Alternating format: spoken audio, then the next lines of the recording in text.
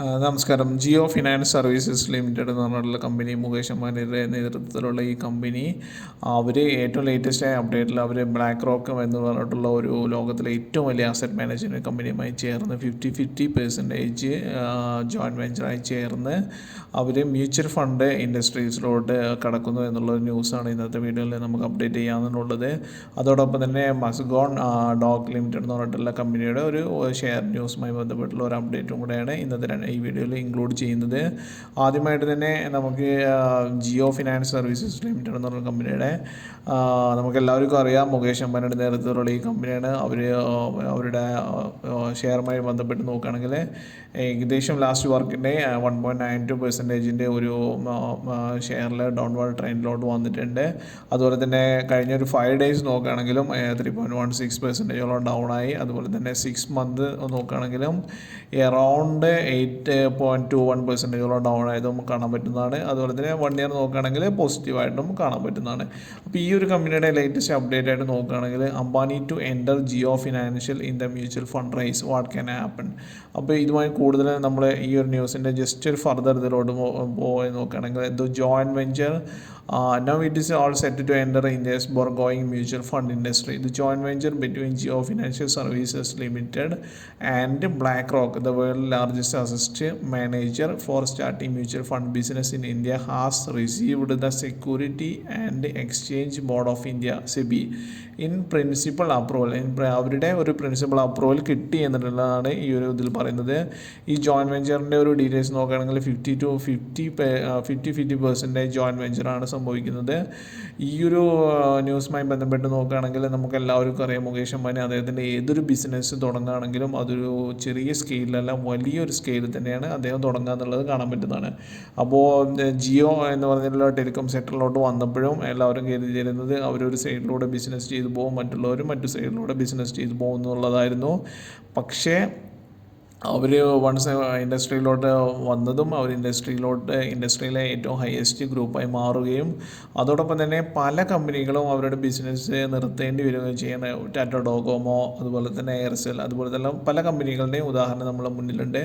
അപ്പോൾ ഈ ഒരു ബിസിനസ്സുമായി ബന്ധപ്പെട്ട് അല്ലെങ്കിൽ ഈ ഒരു ഡീലുമായി ബന്ധപ്പെട്ട് ഇനി ഫ്യൂച്ചറിൽ മ്യൂച്വൽ ഫണ്ട് ഇൻഡസ്ട്രി എന്ന് പറയുന്നത് എത്രത്തോളം ഇന്ത്യയിൽ അഗ്രസീവായിട്ട് മുന്നേറുന്ന ഒരു ഇൻഡസ്ട്രിയാണെന്ന് എല്ലാവർക്കും അറിയാവുന്നതാണ്. അപ്പോൾ ഉദാഹരണമായിട്ട് പറയുന്നത് ബാങ്കുകളിലെല്ലാം ഡെപ്പോസിറ്റ് കുറയുകയാണ്. അതോടൊപ്പം തന്നെ മ്യൂച്വൽ ഫണ്ടിലോട്ട് ജനങ്ങൾ കാശ് നിക്ഷേപിക്കാൻ തുടങ്ങും എന്നുള്ളൊരു ന്യൂസ് കൂടെ നമുക്ക് എല്ലാവർക്കും അറിയാൻ പാടും. അപ്പോൾ ഈ ഒരു ഓപ്പർച്യൂണിറ്റീസ് യൂസ് ചെയ്തിട്ടാണ് അംബാനി ഈ ഒരു സെക്ടറിലോട്ട് കൂടുതൽ ഇത് ചെയ്യുന്നത്. അപ്പോൾ ജിയോ ഫിനാൻഷ്യൽ സർവീസസ് ലിമിറ്റഡ് എന്നുള്ള കമ്പനിയുടെ അവരുടെ വെബ്സൈറ്റ് നോക്കുമ്പോൾ അവരുടെ പല പല പ്രോഡക്റ്റുകൾ അവർ ലോഞ്ച് ചെയ്തിട്ട് instant loan, insurance plans, digital banking, UPI payments, ഇത്തരം കാര്യങ്ങളെല്ലാം വേണ്ടി ചെയ്തിരുന്നതാണ്. ഇതോടൊപ്പം തന്നെയാണ് അവർ മ്യൂച്വൽ ഫണ്ട് എന്നുള്ളൊരു ഇൻഡസ്ട്രിയോടുകൂടെ പോകുന്നത്. അപ്പോൾ ബ്ലാക്ക് റോക്ക് നോക്കുകയാണെങ്കിലും ബ്ലാക്ക് റോക്കിൻ്റെ വെബ്സൈറ്റിലും എല്ലാം നമുക്ക് കാണാൻ പറ്റുന്ന വേൾഡിലെ ഹയസ്റ്റ് അല്ലെങ്കിൽ വേൾഡിലെ ലാർജസ്റ്റ് മ്യൂച്വൽ ഫണ്ട് കമ്പനിയാണെന്നും കാണാൻ പറ്റുന്നതാണ്. അപ്പോൾ ഇതുമായി ബന്ധപ്പെട്ട് നോക്കുകയാണെങ്കിൽ ഇവർ വൺസ് എക്സിസ്റ്റ് ചെയ്തിട്ടുണ്ടെങ്കിൽ മറ്റു പല കമ്പനികൾക്കും ഇതൊരു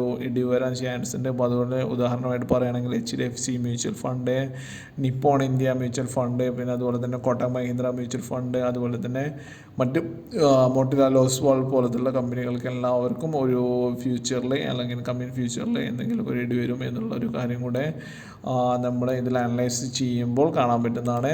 അപ്പോൾ ഇതൊക്കെയാണ് ജിയോ ഫിനാൻസ് സർവീസസ് ലിമിറ്റഡുമായിട്ട് ബന്ധപ്പെട്ടുള്ള ഒരു ന്യൂസ്. അപ്പോൾ ഈ ഒരു ന്യൂസ് എന്തായാലും ഒരു ഫർദർ ഫ്യൂച്ചറിലോട്ട് ഷെയർ പ്രൈസസ് ഇൻക്രീസ് ചെയ്യാനും അല്ലെങ്കിൽ മറ്റു കാര്യങ്ങൾക്കും ഉള്ളൊരു സാധ്യതയുണ്ട് എന്നൂടെ നമുക്ക് കാണാൻ പറ്റുന്നതാണ്. അടുത്തതായിട്ട് പറയുന്നത് മസ്ഗോൺ ഡോക്ക് ലിമിറ്റഡ് എന്ന് പറഞ്ഞിട്ടുള്ള കമ്പനിയുടെ ഷെയറുമായി ബന്ധപ്പെട്ടുള്ള ഒരു അപ്ഡേറ്റ് ആണ്.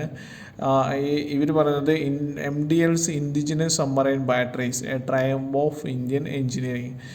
ഇത് പറയുന്നത് ഈ ഒരു സബ്മറൈൻസിനുണ്ടാവുന്ന യൂസ് ചെയ്യുന്ന ബാറ്ററീസ് അവർ ഇൻഡിജിനസ് ആയിട്ട്, അതായത് അവർക്ക് പ്രിപ്പയർ ചെയ്യാൻ സാധിച്ചു എന്നുള്ളതാണ്.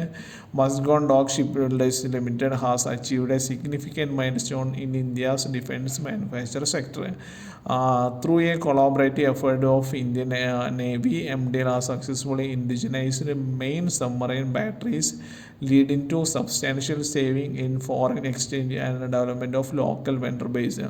അതായത് ഈ ഇത്തരത്തിലുള്ള സബ്മറൈൻസിൽ എത്രത്തോളം ബാറ്ററീസ് ഇമ്പോർട്ടൻ്റ് ആണെന്നുള്ള കാര്യങ്ങൾ ഇനി അടുത്തൊരു പാരഗ്രാഫ് വായിക്കുമ്പോൾ നമുക്ക് ഇമ്പോർട്ടൻ്റ് മനസ്സിലാവുന്നതാണ്. Submarine batteries are critical components providing the primary source of power of propulsion when submarine is submerged. The Scorpion submarines built by MDL initially relied on the imported batteries from Hagen Batteries, Germany. However, MDL's commitment to indigenization, coupled with the Indian Navy support, has resulted in a breakthrough.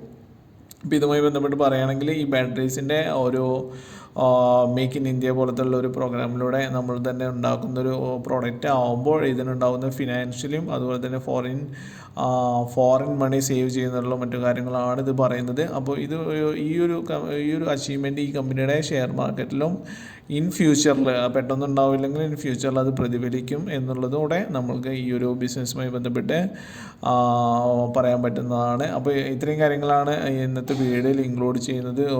മെയിനായിട്ട് പറയുന്നത് Jio finance limited എന്നുള്ള company അവർ mutual fund അല്ലെങ്കിൽ asset management സെക്ടറിലോട്ട് വരുമ്പോൾ ഉണ്ടാകുന്ന അഡ്വാൻറ്റേജസും അത് മറ്റ് ഏതൊക്കെ കമ്പനികൾക്ക് ഡിസഡ്വാൻറ്റേജായി മാറും എന്നുള്ള കാര്യങ്ങളാണ്. ഈ കാര്യങ്ങളുടെ ഫർദർ നമ്മൾക്ക് ഊഹിക്കാവുന്നതാണ് അവർ ഇത്തരത്തിലുള്ള ഒരു ബിസിനസ്സിലോട്ട് എൻ്റർ ചെയ്യുമ്പോൾ എന്നുകൂടെ നമ്മൾ ഓർമ്മിപ്പിക്കുകയാണ്. അതോടൊപ്പം തന്നെ ബിസിനസ്സിൽ അല്ലെങ്കിൽ ഷെയറിൽ അല്ലെങ്കിൽ സ്റ്റോക്കിൽ ഇൻവെസ്റ്റ് ചെയ്യുന്നതിന് മുമ്പായിട്ട് ഇതൊരു റെക്കമെൻഡേഷനായിട്ട് കാണണ്ട, പക്ഷേ ഫിനാൻഷ്യൽ എക്സ്പേർട്സുമായി നിങ്ങൾ ഡിസ്കസ് ചെയ്യുക എന്നുള്ള ഒരു അഡ്വൈസ് കൂടെ നിങ്ങളോട് റിക്വസ്റ്റ് ചെയ്യണം.